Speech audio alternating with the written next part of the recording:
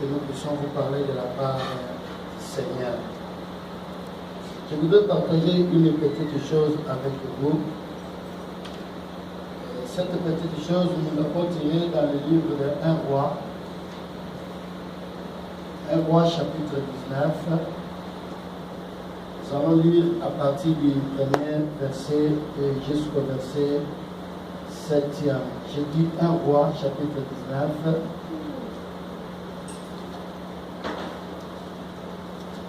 Verset 1, verset 7.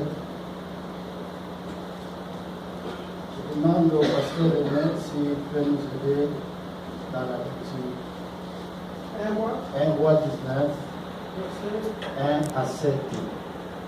1 Roi 19, verset 1 à 7. Je lis dans 3 versets qui est différent des autres. Or, Akab rapporta à Jézabel tout ce qu'avait fait Élie et comment il avait tué par l'épée tous les prophètes. Et Jézabel envoya un messager vers Élie pour lui dire que les dieux me traitent avec la dernière rigueur.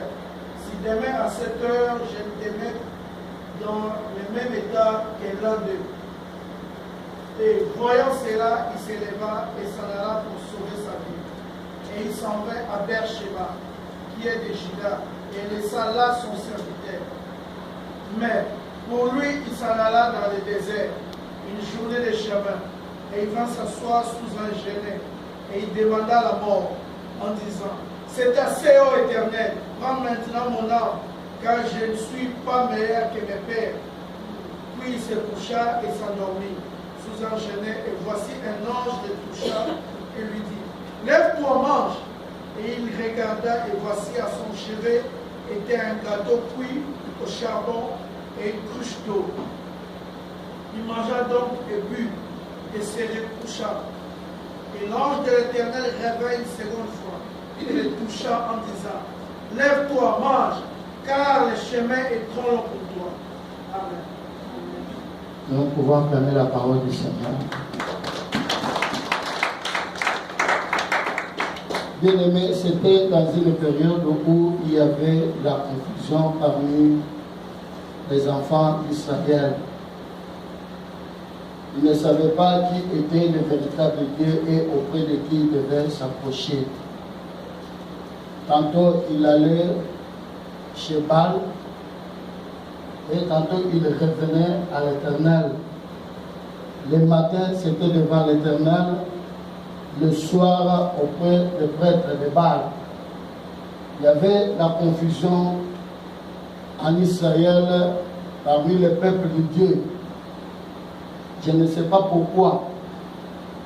Peut-être à cause de la manque de la manifestation de la présence de Dieu, ou peut-être à cause des carences de miracles, des signes et de prodiges au milieu du peuple de l'Éternel. Comme aujourd'hui, ici ou partout dans le monde, il y a toujours des enfants de Dieu qui sont dans la confusion. Ils se posent des questions. Est-ce que ce Dieu est toujours le même? Est-ce que ce Dieu m'écoute toujours? Est-ce que je suis toujours son enfant? Est-ce que ce Dieu est toujours vivant? Parce qu'il est malade et cette maladie ne se guérit pas, parce qu'il ne trouve pas de travail, peut-être le mariage ne vient pas, il y a des problèmes dans la famille, il y a des problèmes au boulot, et maintenant il y a la confusion. L'enfant de Dieu se pose des questions, l'enfant de Dieu ne sait pas où aller, avec qui il faut espérer. Alors bien-aimé dans le Seigneur, je voudrais dire à quelqu'un ce soir, même si rien ne va dans votre vie, même si rien ne marche dans votre santé, rien ne marche dans votre famille, c'est Dieu que nous adorons, c'est Dieu que nous servons, il est toujours là, il est vivant, il est le même, il ne change pas. Il est votre Père, il est votre Dieu, il vous écoute, mais c'est seulement, c'est une période, c'est un temps que vous êtes en train de traverser. Ce que quelqu'un peut dire Amen. Amen. Alors il y avait un prophète, un homme de Dieu qu'on appelait Élie, voulait mettre fin à cette confusion. Il voulait que les enfants d'Israël sachent réellement qui est le véritable Dieu et à qui ils devaient s'accrocher, à qui ils devaient adorer. Alors le prophète, l'homme de Dieu, appela tous les peuples un jour. Il dit, mais jusqu'à quand vous allez vous approcher de deux côtés? Si vous trouvez que c'est l'Éternel qui est votre Dieu, allez auprès de lui. Mais si vous trouvez que c'est Baal qui est Dieu, allez auprès de Baal. Dieu, le Dieu que nous servons, le Dieu d'Israël, le Dieu de notre père Abraham, Isaac et Jacob, il n'est pas un Dieu de mélange. Amen. Il n'est pas un Dieu de mélange. Jusqu'à quand prêcherez-vous de deux côtés? Jusqu'à quand vous allez servir Dieu et servir Baal? Aujourd'hui, nous voulons savoir qui est le véritable Dieu. Le Dieu qui répondra par le fait, c'est celui-là qui sera le Dieu d'Israël. C'est celui-là qui sera notre Dieu et celui-là nous allons le servir. Est-ce que quelqu'un peut dire Amen? Amen. Il dit au prophète de Baal, vous allez arranger un autel et vous allez mettre l'animal et sacrifice, mais vous ne mettrez pas le feu. Vous allez invoquer votre Dieu. S'il répond par le fait, c'est lui Baal qui est Dieu. Nous aussi, à notre tour, nous allons aussi construire un autel et nous mettrons les sacrifices. Nous allons invoquer l'Éternel. Si l'Éternel répond, il fait descendre le feu. C'est l'Éternel qui est Dieu et le peuple servira l'Éternel. Est-ce que quelqu'un peut dire Amen? Les prophètes de Baal ont commencé les premiers. Ils ont construit l'autel. Ils ont mis l'animal. Ils ont commencé à invoquer Baal. Ils ont invoqué Baal. Baal répond nous. Baal répond tu es notre Dieu. Baal tu es tout puissant.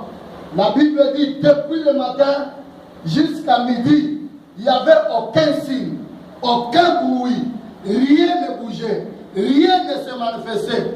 Ils ont commencé à sauter, ils ont commencé à danser, ils ont commencé même à se blesser. Le prophète dit, invoquez plus fort.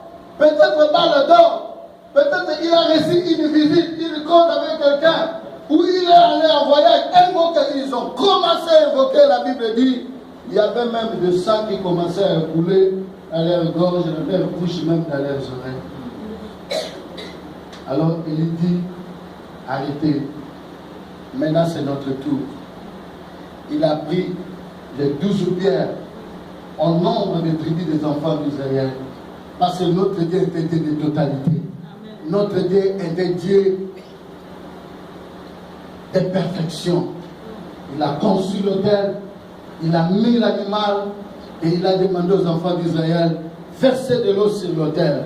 Ils ont versé de l'eau, première fois, deuxième fois, troisième fois, quatrième fois, cinquième, sixième et septième. Et il dit, éloignez-vous, parce que je connais ce Dieu-là. Mettez-vous à l'écart, mettez-vous à l'abri.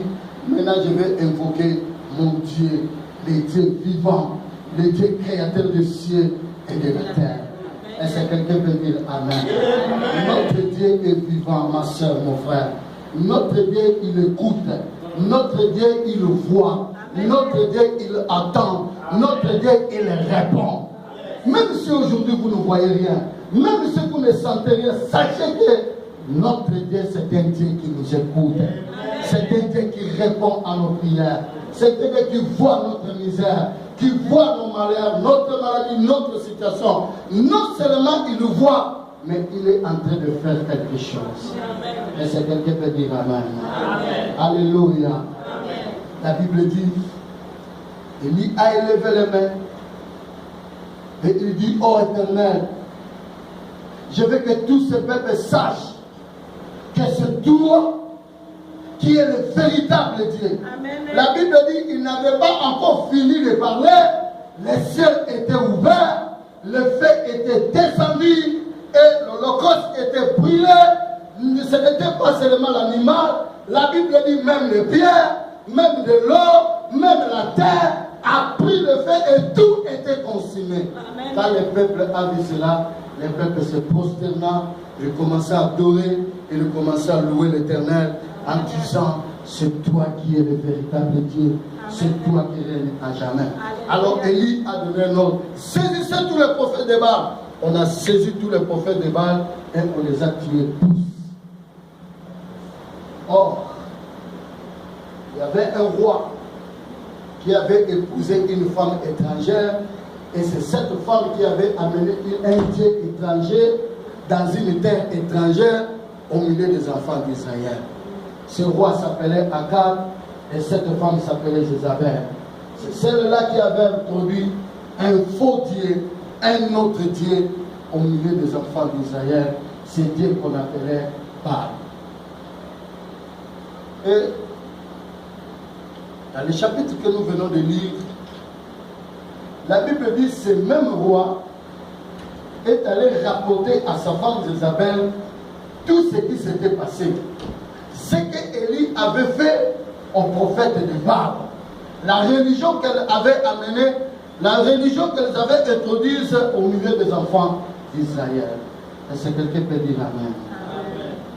Quand cette femme avait entendu cela, elle envoya le messager auprès du prophète Élie. Dis à Élie, tes mains, pas autre jour, tes mains. Si je ne fais pas à Élie ce qu'il a fait au prophète de Baal, que les dieux me traite avec toutes les rigueurs. Si tes mains, je ne m'ai pas fait à la vie d'Élie. Si tes mains, je ne m'ai pas fait au carrière du ministère d'Élie, que mes dieux, les dieux idoles, me traitent avec rigueur. Est-ce que quelqu'un peut dire Amen? Amen. Quand Élie avait entendu cela, la Bible dit qu'Élie a pris fuite. Il a pris le chemin du désert avec son serviteur. Arrivé quelque part au Beersheba, il laissa son serviteur et lui prend le chemin du désert. Arrivé au désert, il trouva un gelé. Élie s'endormit. Il lui dit, c'est assez Seigneur, maintenant je demande la mort. Je ne veux pas que cette femme-là vienne me faire mourir. Je ne veux pas que la main de cette femme-là vienne me toucher. Mais toi-même, donne-moi la mort. J'attends la mort. Il s'est arrangé. Il a bien dormi pour attendre la mort. Pendant qu'Élie attendait la mort, la Bible dit Dieu envoya un ange. Un ange était venu, le toucha. Élie se réveilla, il a vu un ange. L'ange lui dit, bois et mange. Élie se réveilla, il a bu et il a mangé. La Bible dit, après avoir bien mangé, il s'arrange encore de nouveau. Il dit, cette fois-ci, comme j'ai déjà mangé, alors je vais mourir. J'attends ma mort. Pendant qu'il attendait encore la mort, ce même ange revient de nouveau. Il le touche. Il dit, réveille-toi, mange et bois, car le chemin est long pour toi. C'est quelqu'un qui peut dire Amen. Le chemin est long pour toi. Élie se réveilla, mangea, buvant, et il continua le chemin. C'est cette phrase qui est le thème de notre partage. Mange et bois, car le chemin est long pour toi. Le chemin est long pour ta vie. Le chemin est long pour ta foi, pour ta marche avec Dieu. Le chemin est long pour ta famille.